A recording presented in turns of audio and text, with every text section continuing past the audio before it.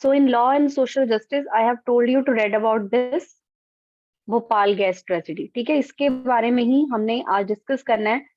Topic हमारा क्या चल रहा है? Law and social justice. यही हमारा टॉपिक चल रहा है कि लॉ, जिसके बारे में हम सिविक्स में पढ़ चुके हैं, लॉ है क्या, और साथ ही साथ में सोशल जस्टिस. अब लॉ और सोशल जस्टिस आपस में क्या है? इंटर रिलेटेड है. अगर तो लॉ है तो लोगों को जस्टिस मिलेगा, अगर लॉ ही नहीं है तो जस्टिस भी लोगों को नहीं मिलेगा, है ना. जैसे हमने मिनिमम वेज रेट का भी पढ़ा है कि मिनिमम वेज रेट है तो कहीं ना कहीं गवर्नमेंट ट्राई कर रही है उनको एक्सप्लॉयटेशन से बचाने के लिए, but laws breaker are already there. ठीक है, वो तो अलग अलग जगह पे हैं ही हैं. अब इस भोपाल गैस ट्रेजेडी के बारे में भी हम पढ़ते हैं. आपको हो सकता है इसके बारे में पता भी होगा, फिर भी हम इसको एक बार और रीड करते हैं. ठीक है, तो ये जो था भोपाल गैस ट्रेजेडी, ये पूरे वर्ल्ड की वर्स्ट इंडस्ट्रियल ट्रेजेडी थी. ठीक है, मतलब ये इंडस्ट्री से रिलेटेड, जैसे हम डिजास्टर कहते हैं ना कि डिजास्टर, बहुत कोई पैंडेमिक आ गया, कुछ आ गया, वो डिजास्टर्स है जिसमें बहुत सारी डेथ हुई. तो ये भी एक इंडस्ट्रियल डिजास्टर था. ठीक है, इसमें भी जो लोगों की बहुत मास स्केल पे डेथ हुई, वो किसकी वजह से हुई? इस इंडस्ट्रीज में जो गैस लीक हुई, इसको हम स्टडी करते हैं. हाँ जी, सिमरप्रीत इसको रीड करो बेटा. हाँ जी सिमरप्रीत. Yes, ma'am. यस बेटा, इसको रीड करो. The world's worst industrial tragedy took place in Bhopal 24 years ago. Union Carbide, an American company, had a factory in city in which it produced pesticides. At midnight on 10 December 1984, methyl isocyanate, a highly poisonous gas, started leaking from this UC plant. Remember Azia Sultan, a survivor, at about 12:30 a.m. I woke to my sound of baby coughing badly. In the half light, I saw that the room was filled with a white cloud. I heard people shouting, "Run, run!" Then I started coughing with each breath, seeming as if I was breathing in fire. My eyes were burning. ठीक है, तो ये अब उस situation के बारे में बता रहे हैं कि जो ये डिजास्टर था, वर्ल्ड की वर्स्ट इंडस्ट्रियल ट्रेजेडी थी, कहाँ पे हुई थी? भोपाल में. ठीक है, कितने साल पहले की बात है? 24 years ago in 1984 on 2nd December. और यहाँ पे हुआ क्या था? A very poisonous gas, methyl isocyanide, it was started leaking. कहाँ से? From this union carbide plant. Union carbide एक अमेरिकन कंपनी है जिसकी की कोलैबोरेशन थी इंडियन गवर्नमेंट के साथ. ठीक है, इसमें की अमेरिकन कंपनी, इनका भी 50% शेयर था और 49% इंडियन जो गवर्नमेंट थी, इंडियन थी, उनका शेयर था. तो ये इंडियन गवर्नमेंट के साथ इनकी कोलैबोरेशन थी और इन्होंने ये प्लांट एस्टेब्लिश किया था. ठीक है, अब उसमें ये हुआ क्या कि 12:30 का टाइम था और उस टाइम पर ये अजिया सुल्तान, उसकी वर्डिंग है कि रात को उसको इस तरह से फील होना शुरू हो गया कि उसका बेटा भी बहुत बैडली कफ कर रहा है और उससे ऐसा लग रहा है कि वैसे वो फायर के बीच में ही ब्रीथ कर रही है. मतलब इस तरह की कंडीशंस वहां पे क्रिएट हो गई. ठीक है, अब इसी के बारे में और वहां पे कि विद इन 3 days, मतलब उस रात को धीरे धीरे बाहर, सिर्फ ये तो एक अजिया सुल्तान की बात की गई है, लेकिन इसी के साथ साथ वहां पर पूरे जो आसपास का स्लम एरिया था, फिर धीरे धीरे आसपास का जितना भी एरिया था, वहां पर ये गैस लीक होनी शुरू हो गई और सुबह तक बहुत सारी डेथ भी हो चुकी थी, बहुत सारे. और धीरे धीरे, ये नहीं कि सारी उसी दिन सारी डेथ हो गई, और धीरे धीरे जैसे जैसे पॉइजनस गैस और फैलती चली गई, with in the 3 days more than 8,000 people were dead and hundreds of thousands were maimed. ठीक है, मतलब कोई ना कोई उनको फिजिकल डिसेबल हो गए. और इसी के बाद most of those expose to the poisonous gas come from poor, और ज्यादातर लोग किसमें से थे? जो गरीब थे, जो उसमें इंडस्ट्रीज में काम कर रहे थे, वर्किंग क्लास फैमिलीज थी जो उनके साथ आसपास के एरियाज में रहती थी। And nearly 50,000 people they are today too sick to work. और आज भी लोग ऐसे हैं जो अभी भी एबल नहीं है प्रॉपरली काम करने के। So among those who survived, many developed severe respiratory disorders, eye problems, other disorders. So children develop peculiar abnormalities. उनकी abnormal मतलब जब बच्चे भी आगे डेवलप हुए या कुछ न्यू बॉर्न भी हो रहे थे, वो सारी कुछ ना कुछ उनमें abnormalities थी। ठीक है, जैसे एक गर्ल यहाँ फोटो में दिखाई गई है। और उस दिन अगले दिन मास क्रीमेशन भी करना पड़ा। जैसे यहाँ पे पिक्चर दिखाई गई कि 3000 तो उसी दिन डेथ जो हो, उस रात को ही डेथ हो चुकी थी। तो इसलिए इस जगह पे मास क्रीमेशन भी करना पड़ा। ठीक है, तो ये एक ट्रेजेडी थी। उसके बाद जो लोग थे उन्होंने, जो यूसी एम्प्लॉयज, जो वहां पे एम्प्लॉयज काम कर रहे थे, उन्होंने भी काफी प्रोटेस्ट किया। ठीक है, ये पिक्चर है कि वो कैसे प्रोटेस्ट कर रहे हैं। फिर जो गैस विक्टिम्स हैं, है ना, जो रिलीफ मिनिस्टर के पास जाते हैं, उनसे आगे और कई रिक्वेस्ट चलती हैं, फिर केस भी चलता है यूनियन कार्बाइड के, जो उनका मैनेजिंग डायरेक्टर था उसके ऊपर भी केस चलता है। तो मतलब केमिकल अभी भी वहां पर, हम कह सकते हैं कि बैग्स जो है ना केमिकल्स के, अभी भी वहां पे पड़े हुए हैं। अभी भी उस प्लांट को अच्छी तरह क्लीन नहीं करवाया गया है। मतलब ये जो जस्टिस का स्ट्रगल है आज भी चल रहा है। ठीक है, अब ये जो डिजास्टर था ये एक एक्सीडेंट नहीं था।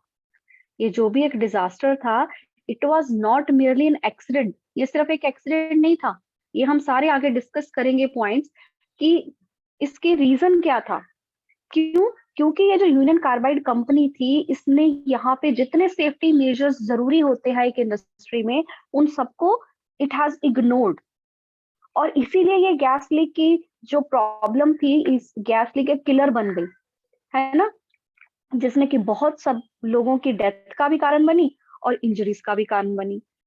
और यूनियन कार्बाइड के अगेंस्ट बहुत सारे, हम कह सकते हैं कि एविडेंसेस भी थे कि उन्हीं की वजह से ही वही रिस्पॉन्सिबल थी इस पूरे डिजास्टर के लिए, है ना। लोग रिलीफ मिनिस्टर के पास भी गए, उनसे रिलीफ मांगने के लिए भी गए, लेकिन किसी, उन्होंने रिस्पॉन्सिबिलिटी लेने से मना कर दिया। इसकी प्रॉपर क्या, थोड़ी सी हम इसको और देखेंगे कि प्रॉब्लम क्या थी। ठीक है, सारी बैटल हुई गवर्नमेंट के साथ।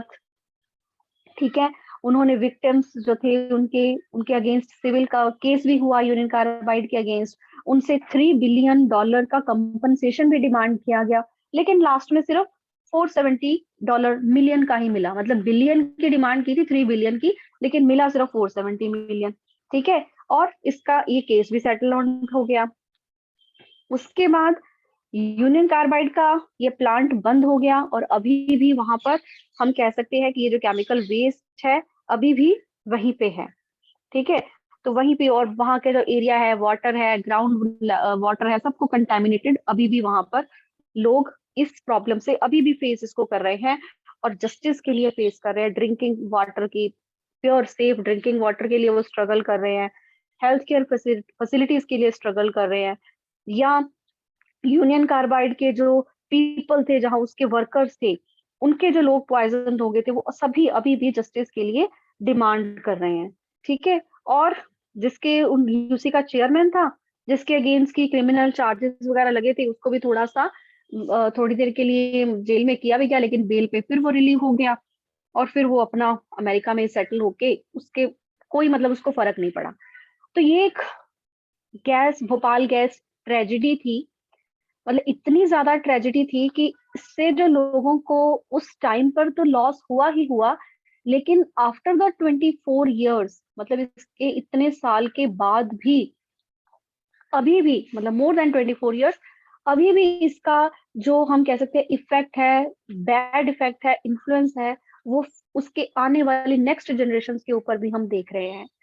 तो इस सिचुएशन को देखने के बाद, जैसे कि हमने स्टार्टिंग में बात की थी जस्टिस की, सोशल जस्टिस की, है ना, तो इसमें अब वर्कर्स की वर्थ क्या रही?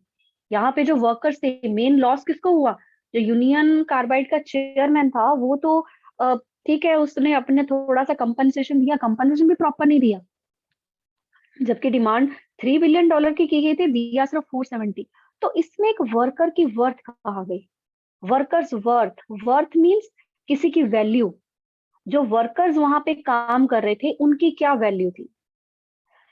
अब ये सारे इवेंट्स हम देखते हैं कि क्या क्या ऐसे इवेंट्स थे जिससे ये भोपाल डिजास्टर हुआ।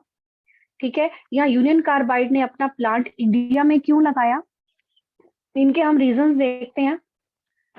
नो डाउट कि एक्सीडेंट्स कंस्ट्रक्शन साइट्स पे कॉमन होते हैं। ठीक है, कहीं ना कहीं सेफ्टी इक्विपमेंट वहां पे नहीं यूज किए गए या दूसरे प्रिकॉशंस को इग्नोर किया गया, यही रीजंस होता है कि इस तरह का कोई एक्सीडेंट होता है ना। अदरवाइज कोई इस तरह का एक्सीडेंट मतलब मिनिमाइज अगर होता भी है तो उसके इफेक्ट मिनिमाइज होते हैं, इतना बड़ा डिजास्टर नहीं हो पाता, कहीं ना कहीं उसको कंट्रोल कर लिया जाता है। अब सबसे पहले कि यूनियन कार्बाइड ने इंडिया में ही अपना प्लांट जो था वो सेटअप क्यों किया, why Union Carbide setup its plant in India. ठीक है, इसका एक प्लांट यूएसए में भी था और एक इसने इंडिया में भी सेटअप किया था। अब अगर हम फॉरेन कंपनीज की बात करें, यूनियन कार्बाइड की तरह और कंपनीज भी वो इंडिया में क्यों आती हैं, क्योंकि यहाँ पर उन्हें क्या मिलता है, चीप लेबर। ठीक है, क्यों, क्योंकि जो वेजेस वो जो कंपनी फॉरेन कंपनी है वो इंडिया में आ रही है, उसको जो यूएसए में वेजेस देनी पड़ती हैं वो बहुत ज्यादा देनी पड़ती है, दे आर फार हायर। लेकिन जब उन्होंने इंडिया में देनी है वो वेजेस तो वो बहुत कम देंगे, सो दे हैव टू पे अ वेरी लोअर सैलरी, और उस लोअर सैलरीज के बदले में उनको काम क्या मिलेगा, they will get longer hours of work, ज्यादा काम लेंगे उनसे, कम उनको पैसा देना पड़ेगा, चीप लेबर उनको मिलेगा। So that is why foreign company like these Union Carbide they set up their plants in India। और उसके बाद वेजेस को जैसे हमने बात की कि वर्कर्स के लिए बेनिफिट्स, वर्कर्स के लिए बेनिफिट, एक तो उनको मिनिमम वेजेस, क्लास ਵੱਡੀ ਹੈ ਮੇਰੀ ਤੇਰੇ ਨਾਲੋਂ ਕਿੰਨੇ ਸਾਲ ਵੱਡੀ क्लास है 5 साल ਵੱਡੀ क्लास क्या 5 क्लास 5। ठीक है, तो एडिशनल एक्सपेंसेस जो होते हैं, एक तो उनको चीप लेबर मिल गई, ठीक है, चीप लेबर मिली, लेकिन चीप लेबर के साथ साथ उनको लो सैलरी भी दे दी, ना उनको कोई एडिशनल बेनिफिट देना पड़ा, सैलरी भी ज्यादा नहीं देनी पड़ी एडिशनल, क्योंकि फॉरेन में अगर वर्कर्स हैं तो उनको एडिशनल उनके एक्सपेंसेस होते हैं, जैसे उनके लिए हाउसिंग फैसिलिटी अरेंज करनी पड़ती है। ठीक है, उनके लिए अदर बेनिफिट्स, सेफ्टी मेजर्स, वो सब कुछ अरेंज करना पड़ता है। तो यहाँ पे क्या है, ना उनको एडिशनल एक्सपेंसेस उनके लगेंगे, ना उनको हायर सैलरी देनी पड़ी। ठीक है, लोअर सैलरीज पे लॉन्गर आवर्स ऑफ वर्क, ये दोनों चीजें उन्हें मिल गई, लॉन्गर आवर्स ऑफ वर्क भी मिल गए, लोअर सैलरी भी देनी पड़ी, कोई एडिशनल उनको एक्सपेंसेस नहीं करने पड़े, कोई हाई सैलरीज भी नहीं देनी पड़ी, उनका फायदा है। So that is why they are setting their plan. ठीक है, उनकी कॉस्ट कम हो रही है और उनके प्रॉफिट ज्यादा हो रहे हैं।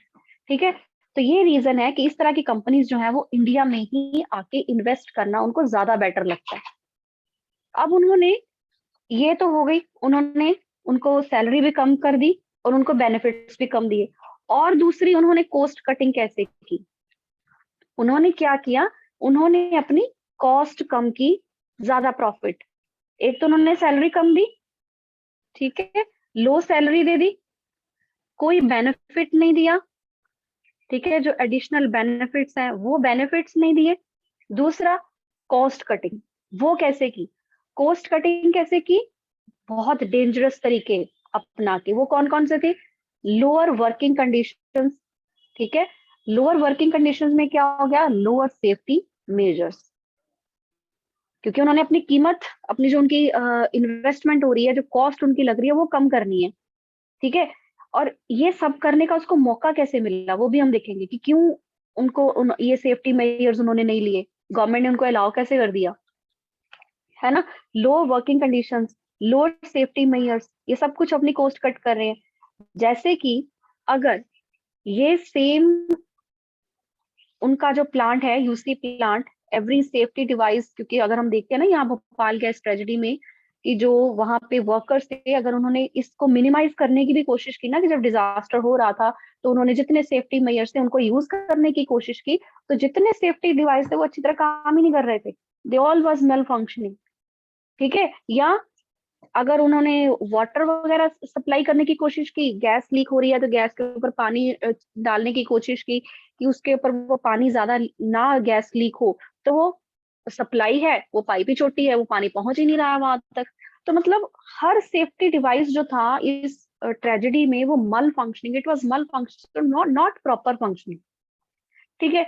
और इसी तरह जैसे अगर 1984 में ट्रेजेडी हुई ना, तो 80 से लेके 84 तक जो यहाँ पे काम करने वाले डिफरेंट ऑफिशियल्स थे इस MIC प्लांट का, जो था ये वाला प्लांट था जहाँ पे कि ये methyl gas production, pesticides production हो रहा था, तो उन्होंने अपने वर्क जो ऑफिशियल्स थे उनको भी कट कर दिया।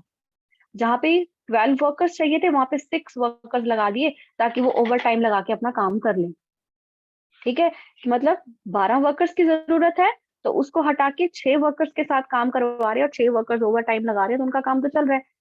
उसके बाद जो उन्होंने सेफ्टी ट्रेनिंग देनी थी वर्कर्स को, सेफ्टी ट्रेनिंग, वो सेफ्टी ट्रेनिंग का टाइम पीरियड था 6 महीने का, और वो ट्रेनिंग भी उन्होंने 15 दिन में देके कंप्लीट कर दी कि सेफ्टी मेजर्स को कैसे यूज करना है, इस तरह प्रॉब्लम आ जाए तो कैसे, तो जो भी उनकी सेफ्टी ट्रेनिंग थी वो भी उन्होंने 15 दिन में कंप्लीट कर दी। वहां पे एक नाइट शिफ्ट वर्कर, वो भी पोस्ट थी, वो उन्होंने बिल्कुल ही हटा दी। क्यों हटा दी? क्योंकि उन्होंने वैसे वर्कर्स कम किए थे, उन्होंने वो वाली पोस्ट भी हटा दी। थोड़े से वर्कर के साथ ही वो अपना काम चला रहे हैं कि उनको सैलरी भी कम देनी पड़ेगी, वही कम सैलरी वो और काम करेंगे, उनको थोड़ी सी और एक्स्ट्रा टाइम पैसे दे देंगे, लेकिन उनका कॉस्ट कटिंग होगी। मेन उनका जो बेनिफिट था, कॉस्ट कटिंग होगी, एक्स्ट्रा प्रॉफिट हो गया, उनकी कॉस्ट सेव हो गई। ठीक है। अब ये सारे रीजंस थे कि why they established their plants in India and how this cost cutting was done in this UC plant। ये जो यूरिन कार्बाइड का प्लांट था वहां पे उन्होंने अपनी कोस्ट कटिंग कैसे की, ये भी एक रीजन था कि ये डिजास्टर हुआ, क्योंकि उन्होंने सेफ्टी मेजर्स की तरफ ध्यान ही कोई नहीं दिया। अब हम यहाँ पे देखते हैं कि ये जो यूनियन कार्बाइड का जो सेफ्टी सिस्टम है भोपाल में कैसा था, और सेम इनका दूसरा प्लांट है US में, वहां पे सेफ्टी सिस्टम कैसा है। ठीक है, दूसरा प्लांट कहाँ पे है? वेस्ट वर्जीनिया में, USA में, और दूसरा एक तो हमने भोपाल गैस पढ़ा ही है कि यहाँ पे भोपाल में था। 2 प्लांट्स है अब हमारे पास, तो दोनों का हम कंपैरिजन देखते हैं। तो USA में जो इनका प्लांट है वहां पे कंप्यूटराइज्ड वार्निंग सिस्टम है, मॉनिटरिंग सिस्टम है। ठीक है, लेकिन अगर हम भोपाल में देखें तो भोपाल में क्या था? मैनुअल गॉज थे। ठीक है, मैनुअल, वहां पे वो सायरन वगैरह वहां पे वर्क उनको करना पड़ता था, human senses to detect to gas leaks, तो ह्यूमंस को ही देखना पड़ता था कि गैस लीक हो रही है कि नहीं हो रही। कंप्यूटराइज्ड वार्निंग सिस्टम कोई नहीं लगा हुआ था, मैनुअल था सभी कुछ। वहां पे कंप्यूटराइज्ड था और यहाँ पे कैसा था?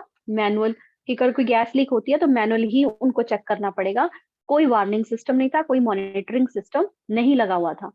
और दूसरी तरफ अगर वहां पे USA के प्लांट में देखें तो वहां पे इमरजेंसी इवैक्यूएशन प्लान्स प्रॉपर थे। ठीक है, कि अगर कोई इमरजेंसी सिचुएशन होती है तो किस तरह का इवैक्यूएशन प्लान होगा, कैसे कैसे लोग अपने आप को सेफली यहाँ से इस जगह से दूर लेके जाएंगे। लेकिन भोपाल में क्या था? ये नॉन एग्जिस्टेंट, इस तरह का कोई इमरजेंसी इवैक्यूएशन प्लान नहीं था। अब इतने सारे डिफरेंसेस सेफ्टी स्टैंडर्ड्स में, USA में सेफ्टी स्टैंडर्ड्स कुछ और है, इंडिया में कुछ और हैं, and even after the disaster happen, इतना बड़ा डिजास्टर भी हो गया। ठीक है, और कंपनसेशन जो दिया गया वो भी सो लो, है ना। जैसे हमने कहा कि $3 बिलियन डिमांड किया गया था लेकिन सिर्फ 470 मिलियन मिला, मतलब जितना डिमांड किया गया था उससे आधा भी नहीं मिला, है ना। इतना ज्यादा कंपनसेशन लो मिला, तो इतना ज्यादा शार्प डिफरेंसेस क्यों? अब इसका भी आंसर देखते हैं कि इसका आंसर क्या है। अब एक तो इसमें एक वन पार्ट, 2 क्वेश्चन हमने देखे इसमें, एक तो डिफरेंसेस क्यों है इतने सेफ्टी स्टैंडर्ड्स में, और दूसरा उनको कंपेंसेशन क्यों कम मिला। इट मीन्स कि what is perceived as worth of the Indian worker. हमारा हेडिंग में यही था ना, what is the workers worth, एक वर्कर की वैल्यू क्या रही फिर। इंडियन मतलब कि इंडियन वर्कर की कुछ वर्थ ही नहीं है, उसकी वैल्यू नहीं है।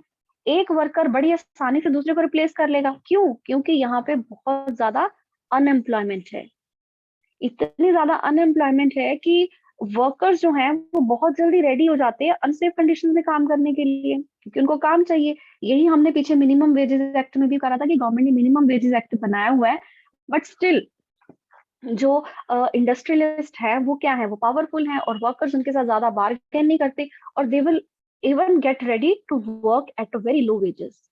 ठीक है, एक तो ये रीजन हो गया कि इंडियन वर्कर की कुछ वर्क समझे ही नहीं गई, है ना। एक वर्कर को बड़ी इजीली रिप्लेस कर लिया गया, बहुत अनएम्प्लॉयमेंट, वो भी क्योंकि अनएम्प्लॉयमेंट रीजन है, इतनी सारी एक नहीं रेडी होगा वर्कर, दूसरा रेडी हो जाएगा। ठीक है, तो वर्कर जो है बड़ी इजीली रेडी हो जाते हैं अनसेफ कंडीशंस में काम करने के लिए भी, और उनको जो वेजेस मिलती हैं तो वो तो ऑलरेडी वो कम दे ही रहे हैं, है ना। तो इस तरह ये जो वर्कर की वल्नरेबिलिटी है, मतलब बहुत उनको इजीली अवेलेबिलिटी है, एक नहीं है तो दूसरा, तो इसीलिए जो एम्प्लॉयर्स हैं वो भी सेफ्टी इग्नोर कर देते हैं। ठीक है, और इसी का रीजन था ये भोपाल गैस ट्रेजेडी। और इसके बाद भी अगर ये भोपाल गैस ट्रेजेडी हुई ना, तो इसके बाद भी हमें दूसरी कई कंस्ट्रक्शन साइट्स ऐसी हैं, माइंस हैं, फैक्ट्रीज हैं, जहां पे इस तरह के हमें एक्सीडेंट्स की न्यूज कई बार मिलती रहती हैं। ये नहीं कि इंडस्ट्रियल प्लेसेस पे इस तरह के एक्सीडेंट्स बहुत कम हो गए हैं। ठीक है, अभी भी रेगुलर रिपोर्ट्स हैं, ठीक है, हमें मिलती रहती हैं कि कहीं ना कोई ये इस तरह की जो रिपोर्ट्स हैं एक्सीडेंट्स की वो हमें मिलती रहती हैं। यहाँ तक कोई डाउट बेटा? इसी को ही अभी हम थोड़ा और डिस्कस करते हैं, कोई डाउट?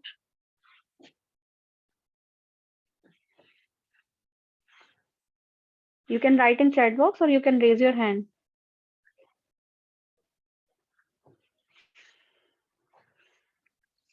Okay, so अब enforcement of safety laws, enforcement of safety, हाँ जी तो रन्या बेटा इसको थोड़ा रीड करो, फिर मैं इसको डिस्कस करते हैं। Yes, ma'am. Yes, enforcement of safety laws, ये रीड करो थोड़ा। Enforcement of safety laws. As the lawmaker and enforcer, the government is supposed to ensure that safety laws are implemented. It is also the duty of the government to ensure that guaranteed under Article 21 of the Constitution is not violated. What was the government doing when there were such blatant violations of safety standard in the UC plant? First, the safety laws were relaxed in India. Second, even these weak safety laws were not enforced. Government officials refused to recognize the plant as hazardous and allowed it to come up in a populated locality. When some municipal officials in Bhopal objected that the installation of an MIC production unit in 1978 was a safety violation, the position of the government was the state needs the continued investment of the Bhopal plant, which provided jobs. It was unthinkable, according to them, to ask UC to shift to cleaner technology or safer producers. Government inspectors continued to approve the procedures in the plant even when repeated incidents of leaks from the plant made it obvious to everybody that things were seriously wrong. This, as you know, is contrary to what the role of a lawmaking and enforcement agency should be. Instead of protecting yes ma'am. ठीक है, okay ठीक है। तो अब ये enforcement of safety laws की हम बात कर रहे हैं कि हमने देखा कि यूसी वहां पे यूनियन कार्बाइड का यूएसए में सेफ्टी स्टैंडर्ड्स कुछ और है, इंडिया में कुछ और है। ठीक है, तो हमने इतना पहला हमारे माइंड में कुछ नहीं था कि इतना ज्यादा डिफरेंस क्यों, कंपैरिजन क्यों, वर्कर्स की वर्थ कहाँ गई, है ना। तो अगर ये सब कुछ था तो गवर्नमेंट ने इतना डिफरेंसेस क्रिएट है, तो गवर्नमेंट क्या कर रही थी?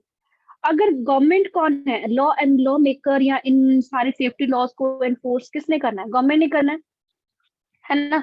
ये गवर्नमेंट की ही सारी ड्यूटी है कि इन इंश्योर करे कि जो भी सेफ्टी लॉज बनाए गए हैं वो प्रॉपरली इम्प्लीमेंट हो। ठीक है, और ये जो हमारा राइट आर्टिकल 21 के अगेंस्ट जो हमें राइट टू लाइफ मिला है, वो भी यही इंश्योर करता है। ठीक है, क्योंकि हमें सेफ्टी लॉज मिल रहे हैं तभी तो हमारा राइट टू लाइफ सिक्योर है, अगर हमें सेफ्टी लॉज ही वहां पे नहीं है, सेफ्टी ही नहीं वहां पे है रही, तो हमें कैसे राइट टू लाइफ मिल जाएगा? तो इट मीन्स कि गवर्नमेंट, इतनी सारी वायलेशन हुई सेफ्टी उस स्टैंडर्ड्स की, तो गवर्नमेंट का क्या रोल था? अब इससे दो रीजन है। पहला क्या है कि जो सेफ्टी लॉज थे ना इंडिया में, वो बहुत ही ज्यादा, they were very lax in India, मतलब इतने ज्यादा स्ट्रिक्ट है ही नहीं, they are not very strict laws. ठीक है, एक तो बहुत कम लॉज थे और वो भी स्ट्रिक्ट नहीं है, और इतने वीक लॉज और वो भी प्रॉपरली एनफोर्स नहीं किए गए। एक तो सेफ्टी लॉज इतने स्ट्रांग है नहीं, इतने स्ट्रिक्ट है नहीं, वीक लॉज है, और ऊपर से वो वीक लॉज भी प्रॉपरली एनफोर्स नहीं किए गए। तो ये दो रीजन थे जिनकी वजह से कि ये सेफ्टी स्टैंडर्ड्स वो वायलेट कर पाई। ठीक है, अब इसमें थोड़ा सा इसको और एक्सप्लेन किया गया है कि जैसे कि गवर्नमेंट ऑफिशियल्स थे, है ना, गवर्नमेंट ऑफिशियल रिफ्यूज कर सकते थे इस प्लांट को क्योंकि ये हजार्डस है, पॉपुलेटेड लोकेलिटी में है। ठीक है, तो यहाँ पे वो एस्टेब्लिश नहीं कर पाते अगर गवर्नमेंट ऑफिशियल उसको परमिशन ना देते। जैसे स्टार्टिंग में ही हमने ये डिस्कस कर लिया कि इसमें ये कंबाइन, जो हम कह सकते हैं कि it was a combined plant of union carbide and with Indian government का भी इसमें कुछ शेयर था, है ना। तो इसलिए हो सकता है इस रीजन से गवर्नमेंट ऑफिशियल्स ने कुछ रिफ्यूज नहीं किया, बड़ी जल्दी उनको परमिशन मिल गई, है ना, उस हजार्डस प्लांट को स्टैब्लिश करने की, और वो भी इतनी पॉपुलेटेड लोकेलिटी में। और उसके बाद जो म्यूनिसिपल का ऑफिशियल्स थे, उन्होंने भी कुछ म्यूनिसिपल ऑफिशियल्स ने ऑब्जेक्ट भी किया, ठीक है, कि ये सेफ्टी वायलेशंस थी, कि यहाँ पे कुछ सेफ्टी मेजर्स नहीं अडॉप्ट किए गए। कुछ म्यूनिसिपल ऑफिशियल्स ने वर्क किया भी, ऑब्जेक्ट किया उन्होंने, ठीक है। लेकिन वहां पे गवर्नमेंट ने क्या बोला कि हमें इन्वेस्टमेंट चाहिए। जो भोपाल प्लांट में ये फॉरेन कंपनी इन्वेस्टमेंट कर पा रही है, इसकी हमें इन्वेस्टमेंट चाहिए। क्यों चाहिए इन्वेस्टमेंट? ताकि इसके लिए हमें लोगों को जॉब्स मिल सके, ठीक है, हमारी डेवलपमेंट हो सके, ठीक है, ये हमें जॉब्स प्रोवाइड करेगी हमारे लोगों को। लेकिन सेफ्टी प्रोसीजर, क्लीनर टेक्नोलॉजी, ये तो उनको इंस्पेक्ट करनी चाहिए थी, उनको इसको जो लॉज है उनको एनफोर्स करना चाहिए था। अगर वो अप्रूव भी कर रहे हैं तो कहीं ना कहीं उनको बाद में इंस्पेक्शन करनी चाहिए थी। और यहाँ तक कि even when after repeated incident, ये नहीं कि ये पहला इंसिडेंट एक ही बार में लीक होनी स्टार्ट हुई और उसके बाद ये पूरा डिजास्टर हो गया। इन बिटवीन हो सकता है, बिटवीन बहुत सारे छोटे छोटे इंसिडेंट्स थे, ठीक है। तो there were several incidents of leaks from the plants, जिससे कि ये क्लियर हो रहा था कि कुछ रॉन्ग हो रहा है, कि there were something very seriously wrong. तो लेकिन फिर भी किसी ने इतनी कोशिश नहीं की। तो इट मीन्स, ठीक है, लैक्स मीन्स कि बहुत ज्यादा स्ट्रिक्ट नहीं लॉज थे। जो लॉज थे ना वहां पे, जो हमारे इंडिया में लॉज हैं वो ज्यादा स्ट्रिक्ट नहीं है, they are very weak laws, ठीक है। मतलब हम फ्लेक्सिबल हैं कि कोई भी बड़ी इजीली उनको ब्रेक कर सकता है, मतलब ज्यादा स्ट्रांग नहीं कि ये इतना ऐसा है तो ऐसा ही होना चाहिए, इतना स्ट्रिक्ट लॉज नहीं है। बड़ी जल्दी उनको परमिशन भी मिल गई, ठीक है। परमिशन मिलने के बाद गवर्नमेंट ने, अगर बार बार वहां पे इंसिडेंट्स भी हुए तो उसको भी इग्नोर किया गया। इट मीन्स जो कुछ भी यहाँ पे हुआ ना, that was all contrary to the role of, कि जो हमारी गवर्नमेंट का रोल है ना, बिल्कुल उसके उल्ट किया जो भी यहाँ पे हुआ। एनफोर्समेंट एजेंसी कौन है? गवर्नमेंट है। लॉ मेकिंग कौन है? वो भी गवर्नमेंट है। तो इट मीन्स जो भी यहाँ पे हुआ वो क्या था? सब कुछ कॉन्ट्रेरी था जो उनका एक्चुअल रोल है, कॉन्ट्रेरी टू रोल, जो उनका एक्चुअल में रोल है, सब कुछ उसके अगेंस्ट किया। मतलब लोगों के इंटरेस्ट को प्रोटेक्ट करने की बजाय उन्होंने खुद ही उनकी सेफ्टी की और कोई ध्यान नहीं दिया। देयर सेफ्टी वाज डिसरिगार्डेड, उनकी सेफ्टी की तरफ कोई ध्यान ही नहीं दिया गया। तो इसलिए जो कुछ भी हुआ, that was all not desirable, ठीक है। तो इस तरह बहुत सारी जो कंपनीज हैं, फॉरेन कंपनीज, अभी भी जैसे बिजनेस इंडस्ट्रीज वो लगाती हैं, ठीक है, बिजनेस प्लांट्स लगाए जाते हैं, ठीक है। तो इसके लिए क्या है, अभी भी जरूरत है कुछ स्ट्रॉन्गर लॉज बनाने की। There still need for stronger laws for protecting these workers right, ठीक है। अब इसी में जैसे यहाँ पे एक और यहाँ ट्रेवल एजेंसी की बात की गई है, ठीक है। ये आप रीड करो। हाँ जी अकुल, आप रीड करो ये। Yes. Recently, a large travel agency was asked to pay rupees 8 lakh as compensation to a group of tourists. Their foreign trip was poorly managed and they missed Disneyland and shopping in Paris. Why did the victims of Bhopal gas tragedy then get so little for a lifetime of misery and pain? ठीक है, तो ये question भी हमारे mind में आता है ना, कि यहाँ पे जो बात की गई है एक ट्रेवल एजेंसी है। ट्रेवल एजेंसी, अब वहां पे एक ग्रुप था टूरिस्ट का, ठीक है, फॉरेन ट्रिप था उनका, थोड़ा सा मिसमैनेज होगा, पुअरली मैनेज हो गया और उनका डिज्नीलैंड का टूर और उनकी शॉपिंग मिस हो गई और उनको सारा कंपेंसेशन मिला, ठीक है, हर एक ग्रुप को कंपेंसेशन मिला। लेकिन यहाँ पे जो भोपाल गैस ट्रेजेडी, यहाँ पे जो कंपेंसेशन मिला, एटलीस्ट इवन 20,000 25,000 पर पर्सन को भी नहीं मिला। तो इतना मतलब उनको इतना so little, it means worker की वर्थ कुछ भी नहीं है ना। सो दैट इज वाई, तो यही रीजन है कि कैसे हमने क्या कि लॉ बने हुए हैं, सोशल जस्टिस हमारा कॉन्सेप्ट पे हमने अपना देखना है कि जो हमारा चैप्टर का नाम है लॉ एंड सोशल जस्टिस, कि बहुत सारे लॉज बनाए गए हैं गवर्नमेंट की तरफ से, कहीं ना कहीं वो लॉज वीक है या प्रॉपरली एनफोर्स नहीं हो रहे। ठीक है, भोपाल गैस ट्रेजेडी के ऊपर भी आपको एक लॉन्ग क्वेश्चन भी आ सकता है कि what was this tragedy and how the safety laws were, which were the safety laws which were broken, or how they got an opportunity to break these laws, ठीक है, और why did Union Carbide set up its plant in India। तो ये सारे question इसमें से बन सकते हैं, ठीक है। तो ये अब हो गया, इसी केस स्टडी को लेके डिफरेंट हमने इसके बारे में डिस्कस किया। अब ये जो सेफ्टी लॉज हैं, ठीक है, अब इसमें ये कुछ और क्वेश्चंस यहाँ पे दिए गए हैं आपको कि जो एनफोर्समेंट ऑफ सेफ्टी लॉज हैं, क्या आपको लगता है कि किसी फैक्ट्री में होने चाहिए, इंपॉर्टेंट है, इसकी कोई जरूरत है? अब इस ट्रेजेडी को देख के तो हमें यही लग रहा है कि ये तो बहुत जरूरी है कि सेफ्टी लॉज जरूर होने चाहिए, स्ट्रिक्ट होने चाहिए, लैक्स नहीं होने चाहिए, ठीक है, और इम्पोर्टेंट होने चाहिए। क्लियर? तो ये क्वेश्चन भी आप रीड करके रखना। और इसके बाद जो आपका है environment as a public facility, public facility हम कर चुके हैं, ठीक है, जो हमारा पिछला टॉपिक था पब्लिक फैसिलिटी का, ये हम पढ़ चुके हैं। तो ये environment as a public facility आप कल रीड करके रखोगे, इसके साथ ही हम इसको डिस्कस करेंगे, ठीक है। क्लियर? एनी डाउट जो हमने अभी तक डिस्कस किया है? यस बेटा, क्लियर?